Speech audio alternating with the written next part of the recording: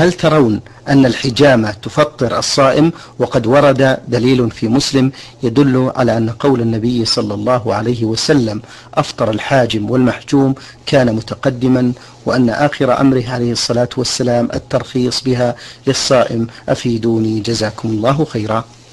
نعم، نرى أن الحجامة تفطر إذا ظهر الدم، لقول النبي صلى الله عليه وعلى آله وسلم أفطر الحاجم والمحجوم.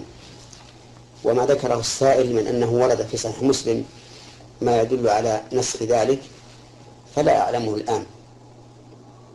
وقد حقق شيخ الإسلام ابن تيمية رحمه الله هذه المسألة في رسالة له تسمى حقيقة الصيام، فليرجع إليها السائل. والقول بأن الحجامة مفطرة هو المناسب للحكمة، لأن المحجوم يظهر منه دم كثير يلحقه الضعف والعجز والتعب، فصار من حكمة الله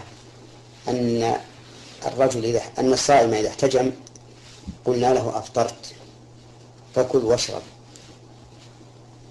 ولكننا لا نقول له إن الحجامة جائزة في الصوم، بل نقول إن الحجامة محرمة في الصوم الواجب.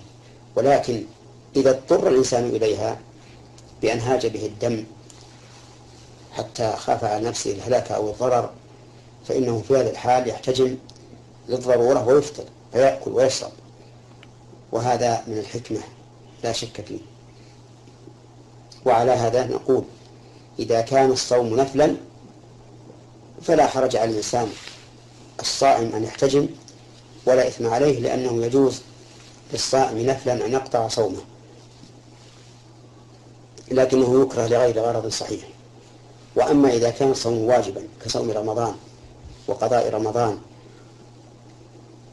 وصوم النذر فإنه لا يجوز أن يحتجم وهو صائم، لأن الواجب لا يجوز الخروج منه إلا لضرورة، فإذا اضطر إلى ذلك واحتجم صار بذلك مفطرا وجاز له أن يأكل ويشرب. نعم.